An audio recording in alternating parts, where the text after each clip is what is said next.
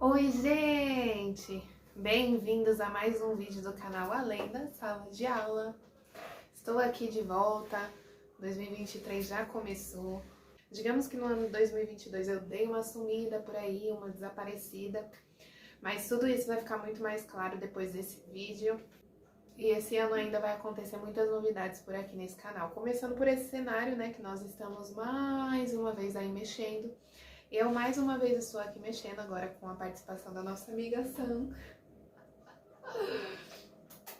que é tão lindinha, que a minha mãe me deu de presente, que eu tanto queria uma samambaia, e deu um outro ar pra cá, né, falar a verdade. Um outro visual. Descobri que, na verdade, eu não tenho tantos livros assim quanto eu achava, depois de organizar eles por cores, inclusive recomendo. E deixa aí também nos comentários qual é a forma que você organiza seus livros. Se é por tema, se é por assunto, se é por cores. Eu já organizei por assuntos, já organizei por temas, já organizei por comprimento, né? Qual é maior, qual é menor, e agora eu organizei por cores e tô bem satisfeita.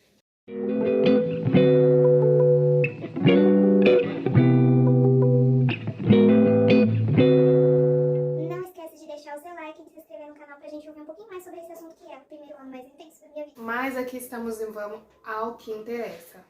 Nesse vídeo de hoje eu vou estar falando um pouquinho pra vocês como foi o meu primeiro ano depois de finalizar a faculdade. Muitas das vezes nós estamos apreensivos para entrar na faculdade, eu já falei sobre isso aqui no canal, se você não ouviu, pesquisa lá. Como foi que eu me encontrei e me descobri que eu queria fazer pedagogia. Muitas vezes a gente fica muito apreensivo para fazer a faculdade. Só que a gente também fica apreensivo para saber o que vai acontecer depois da faculdade, né? Quando a gente finaliza, quais vão ser os desafios, se eu vou conseguir emprego, se eu não vou, em que área eu vou, em que área eu não vou.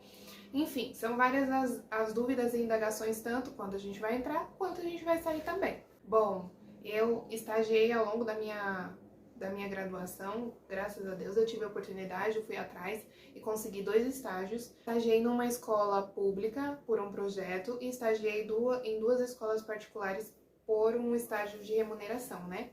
E durante esses 2 estágios eu aprendi bastante. Um dos estágios que eu fiz foi numa escola maravilhosa, que é a escola onde hoje eu sou professora. E eu posso contar um pouquinho sobre a minha experiência com o estágio no próximo vídeo, vou trazer falando pra vocês. Mas nessa escola eu estagiei durante um ano, entrei no começo do ano, quando era no final do ano eu já ia me formar. Não tinha muito o que fazer. Ou eles iam cancelar o meu contrato e eu ia procurar um emprego, enfim, ou eles podiam me efetivar. Lá eu tive a oportunidade de ser efetivada como educadora bilíngue. Então eles estavam abrindo uma nova turminha com crianças bem pequenas, com crianças de 1 ano e meio para 2 anos. E eles me deram essa oportunidade, me ofereceram se eu queria assumir essa turminha como educadora bilíngue. Então eu já comecei o ano com a minha primeira turminha, um desafio maravilhoso. Posso dizer que foi a turminha que roubou meu coração. Eu vou falar também mais sobre essa turminha para vocês, mas foi um desafio muito grande porque eu não tinha ficado ainda com essa idade, por mais que eu tivesse estagiado em diferentes faixas etárias. Por isso que é muito importante o estágio você ir em várias faixas etárias, para você ver com o que você se identifica. Mas eu não tinha ainda ido com essa faixa etária, e por incrível que pareça foi a que eu mais me apaixonei. Nunca imaginei ficar com essa faixa etária. Pra quem não sabe, eu não queria fazer pedagogia a princípio, eu queria fazer letras, porque eu queria ficar com os maiores, e por questão da minha segurança mesmo, em mim mesmo, eu falei, ah não, vou começar pelos pequenos, e acabei me apaixonei muito mais por essa idade. Então, já comecei o meu primeiro ano pós-faculdade com emprego, então já comecei sendo educadora bilíngue, com a minha própria turminha, uma turminha ainda muito pequena, vou falar depois sobre isso, mas foi um desafio maravilhoso. Agradeço muito a minha coordenadora, porque ela que acreditou, ela que foi dando uma dica aqui, uma dica ali. As professoras também, que eu tive a oportunidade de estagiar com elas me deram muitos toques. Uma das professoras, inclusive, que foi a que eu mais estagiei diretamente, que era a professora bilíngue que eu auxiliava, né, em 2 turmas, ela me deu muitas dicas, muitos conselhos, eu aprendi demais com ela, com a prática dela. E então já comecei o ano assim, desse jeito. Pra não ficar tão parada, eu ainda estava em dúvida se eu ia fazer uma pós-graduação ou se eu ia fazer letras. Só que por questão financeira eu não fiz a pós, porque a pós que eu quero fazer ainda tá um pouquinho fora do alcance, mas logo eu vou fazer, que é de neuropsicopedagogia. É uma nova pós-graduação que está aí no mercado e eu quero muito fazer ela, porque ela junta a neurociência, né, da educação e ela junta a psicopedagogia, que são duas pós que eu me interesso muito. Então a junção dessa pós-graduação, as duas, ela é de 2 anos e ela é maravilhosa, eu quero muito fazer ela. Só que eu falei, agora tá um pouquinho complicado. Então eu fui, dei uma pesquisada e conversando com a minha parceira também, né, é muito importante você ter a sua parceira de trabalho. Ela também ia seguir para letras em inglês, eu falei, tudo bem, então vamos seguir para letras. Então eu pesquisei uma segunda licenciatura dentro do que eu estava disposta, dentro do que eu conseguia, e achei uma segunda licenciatura de 6 meses. Como assim 6 meses? Ela é de letras, então letras a gente tem letras em inglês e letras português, e tem, enfim, outras línguas também. Então eu peguei 6 meses de letras em inglês, que é o que eu estava exercendo na minha profissão, eu falei, então isso vai me ajudar. Então peguei essa graduação, EAD, essa segunda licenciatura maravilhosa também, fazia EAD. EAD dentro dos meus horários, e enfim, falei, tá tudo ótimo. Não contente, fui fazer um outro curso também, que uma das professoras também me indicou, que o nome é Bilinguistas.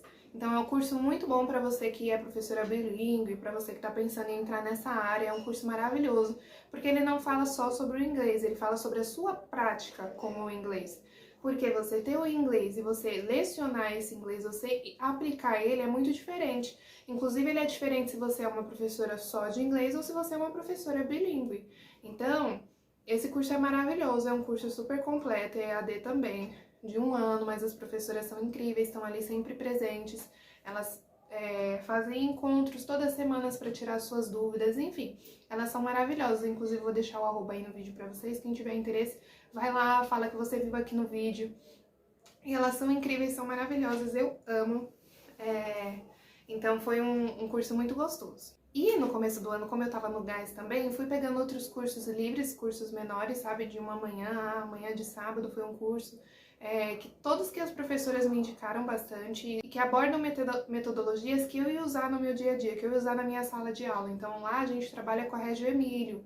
Então como eu ainda tinha visto muito pouco isso lá na graduação, como eu ainda não tinha estudado tanto disso, então eu falei, opa, vou pegar isso daqui para complementar, e foi essencial. A maioria desses cursos livres eu fiz só no começo do ano, que é quando eu tinha tempo de fazer.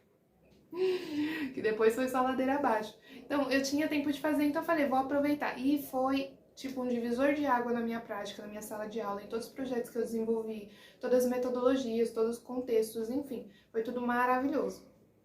Aí o ano foi passando, no meio do ano surgiu outra oportunidade de assumir uma turminha, só que agora como professora bilíngue. Então, como educadora eu ficava a manhã inteira com uma turminha só, enfim. E aí eu tinha eu tinha o horário da tarde, então essa brecha eu preenchi com essa outra turminha, que era crianças bem maiores, também outro desafio. O que você cumpre como educadora são coisas diferentes que você cumpre como professora. E fora que professora a carga horária é menor. Então, falei, tudo bem, estou aqui, vamos lá, né? Peguei mais uma turminha. E quando o ano estava finalizando, também surgiu um imprevisto. Uma das professoras teve um probleminha. E aí me perguntaram se eu poderia substituir. Tudo bem, eu assumi esse desafio. Então, eu finalizei o ano com 3 turminhas, gente.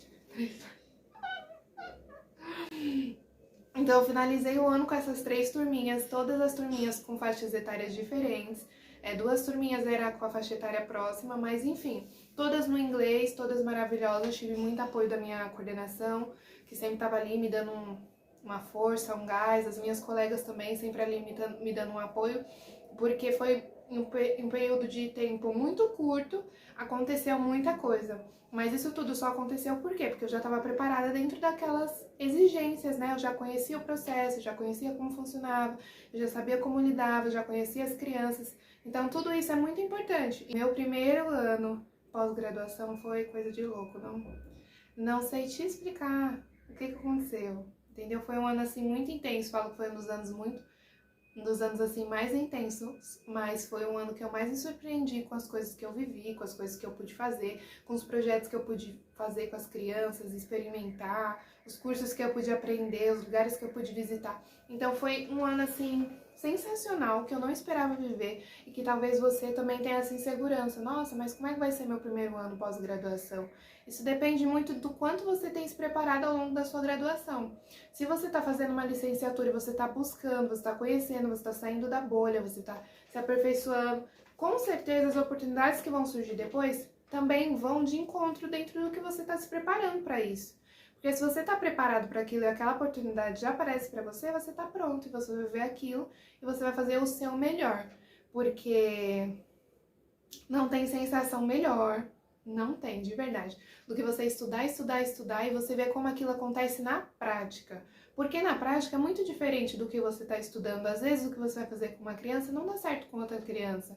Às vezes um projeto que você demorou uma semana para fazer, ele vai sair todo do eixo, ele não vai acontecer do jeito que você queria, o material não vai chegar, o tempo não vai estar bom, enfim, são inúmeras coisas que podem acontecer.